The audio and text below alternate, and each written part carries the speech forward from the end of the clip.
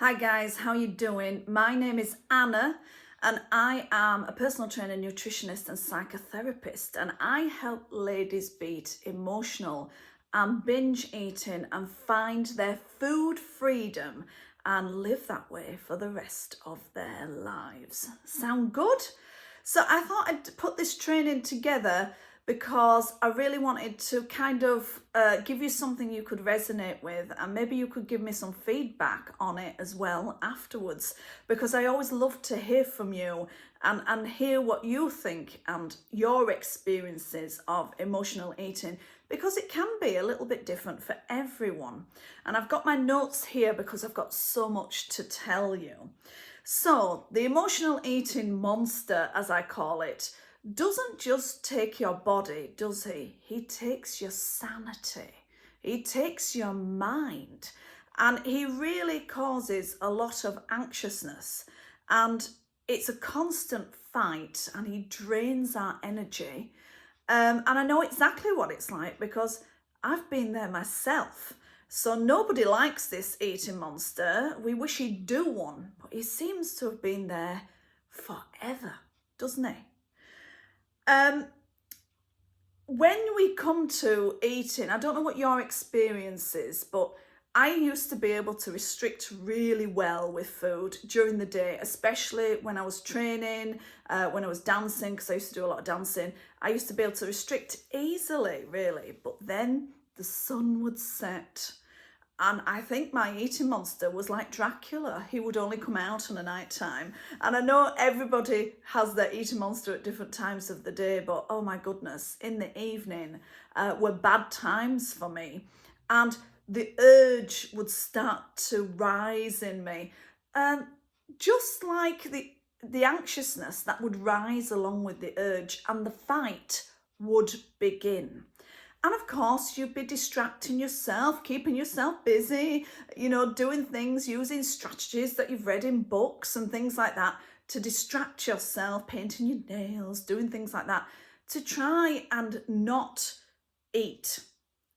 And it would be whispering into your ear continuously until eventually the urge, the compulsion, it gets too much and you're face down in the biscuit barrel, or you've ordered a kebab. Or the worst still, you've gone out to get the food to binge. You know it's bad when we've gone out to get the food to binge. So in this day and age, we've got like a convenience factor here. Years ago, it was much harder to binge in the evening. You had your food for the week and you shopped for the week, and there was no extras bought, and you had to make it last and the whole 9 yards. Now, we can order takeaways, can't we? Or we can order snacks. We can order them straight to the door. It's got even worse since the pandemic. It seems even easier to get even alcohol and stuff like that to the house in just a moment. But those 24-hour Tesco's and the 24-hour petrol stations that are so easy to access when the urge becomes overwhelming and you find yourself picking up all the goodies in the petrol station to take home to binge. Now, you know what you're doing, but you just don't seem to be able to stop yourself. And you're frustrated and you're telling yourself, well, I won't do this tomorrow night.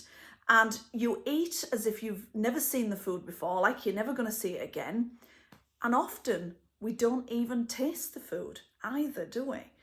And then I remember, well, I was partial to a takeaway at one point, and I would eat and eat until I was really over full. And I know some of my ladies would say that they would feel sick, and then you'd go to bed and it'd be sat on your stomach and you'd have like the worst night's sleep ever.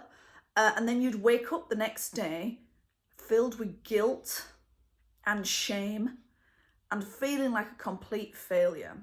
Now, I have a problem with the emotions guilt and shame because they never show up before the problem, do they? They always show up after you've done it. And that's kind of not very useful, I don't think, is it? So we always feel that terrible guilt and shame, and then the fast food hangover, the dehydration from all the salt would kick in, and you just feel awful. And you'd promise yourself, I'm not going to do this again. And you'd be really good all day until the sun sets. and the Dracula eating monster would come out again. Well, he did for me. He did for me. So lots of ladies talk about feeling out of control. When I speak to ladies, they go, Anna, why can't I control this? I'm so frustrated. I just want to absolutely control myself. I want to feel normal around food. So one of my ladies was saying that someone had made a birthday cake at work and had put it in the kitchen at work, and it was just calling her. It was just calling her and calling her and calling her. She didn't feel like she could get up and get it while everyone else was around. She was waiting for it to be quiet. It seems ridiculous because nobody would care if she had a piece of birthday cake, but it's that calling of the food, the compulsion, the need, the necessity, and then we don't even taste it. It's quite pointless. And then all of that horrible emotion comes out afterwards. Now, as bad as that may be, the ladies come to me and say, and then I've put all this weight on and it's visible to the eye. And so people really struggle with this on a day-to-day basis. If you were like me, I used to just take off exercising, overtraining like mad to try and burn off the excess calories. But then exercise became a punishment. It wasn't an enjoyment. So I wasn't enjoying my activity and I wasn't enjoying my food. I didn't have any joy at all, did I really? The ladies that come to me say, I just want to feel better about myself. The amount of diets I've been on before I ever became a nutritionist, that's how I knew about them. Because I'd done them all, you know? And a lot of my ladies are the same. They've done every diet under the sun. Now, a diet expects you to have the same day every day for the rest of your life. But also, a diet is very restrictive. And the brain hates restriction with a passion. And so at some point, if there's going to be restriction, there's going to be a binge. It's just the way it works, and the eating monster loves that. Now, I want you to think, and this is just like you thinking to yourself, you may restrict with food. I know I did. But are there other restrictions in your life other than food? Maybe there's restrictions at work, time restrictions, maybe restrictions in relationships. There will be other restrictions in life. Is your food yours and yours alone? Is it your you time? Is it your freedom? Is it your freedom? Yeah? Because if it's your freedom, it's really hard to give up your freedom, isn't it? It's really hard.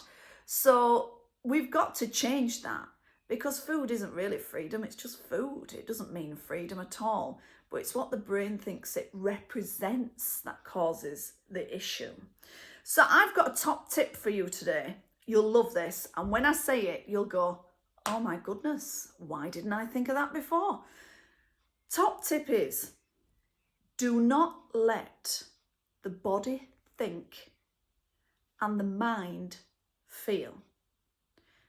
The mind is supposed to think and the body is supposed to feel. That's how we move through life. That's our experience. But if the body is thinking, if you let it think for you, all it'll do is sleep and eat. That's all it'll do.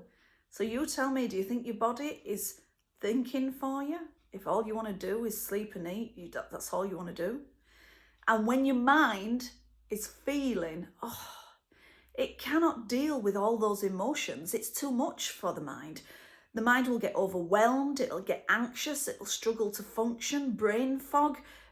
It can't see the woods for the trees. You can't find the answer to this problem because the mind is feeling. So we want the mind thinking and the body feeling.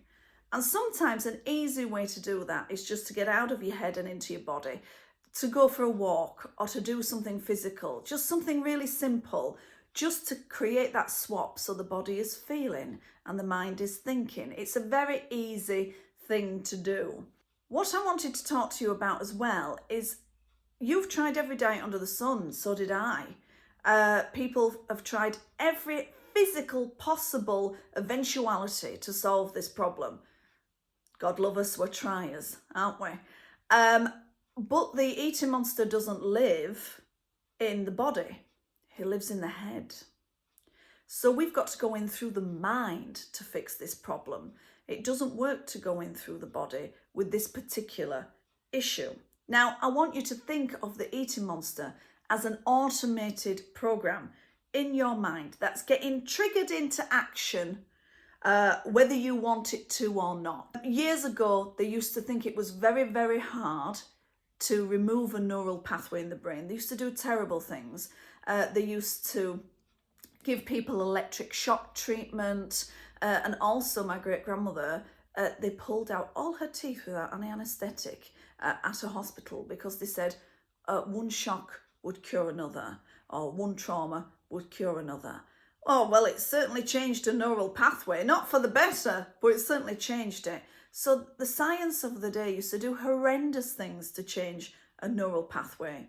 Now we've discovered it's very easy to change a neural pathway. But if we take a program out, we've got to put a program in. And there's wonderful, wonderful processes out there that are very, very good at taking a program out, but they leave a void, and the brain hates a void. And when you leave a void, the brain will try and fill that void, and it usually fills it with something we don't actually want, or maybe the same problem again. So if we take a program out, we've got to put a program in. Why leave it to chance? Let's make sure that we get what we want. And then we have to attach it to something about you that will never, ever change. So for example, if the world fell down tomorrow, I'd still have a little bit of a warped sense of humour. I'd still love doggies, still love animals. I'd still be from a big Irish family. So what is it about you that if the world fell down tomorrow, it would still stay the same? You will have aspects of you that will never change no matter what. And what we do is we attach that new program to that. And then you have a healthy, automated eating monster attached to you uniquely for the rest of your life. I don't want you trying not to do it. I want the program completely gone out of your mind. And one of the ladies put up in the Facebook group, this was a couple of weeks ago, really funny. She says, I've just thrown out a cheesecake that's gone off. This is the first time I've ever done this in my life. And we had a little bit of a giggle about it. She said she would have seen the out of date and eaten it before one time. But it had been sat there on the side for ages, and she'd walked past it a million times, and normally she would have binged on that, and she didn't, you know. And I've got Jetty, lovely Jetty, she texted me and said, oh, I've had the worst day today. I've been so stressed, and she was suffering a little bit of physical pain, but she still didn't turn to food.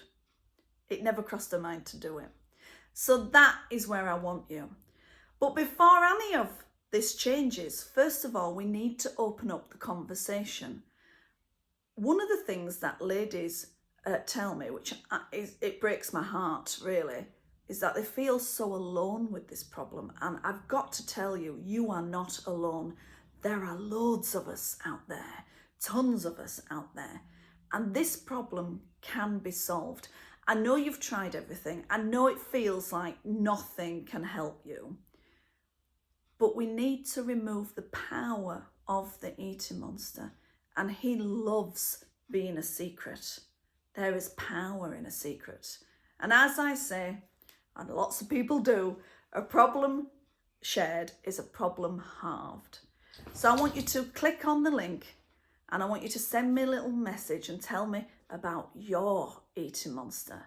Let's take some of the power away from him, so that he doesn't have that grip on you like he does.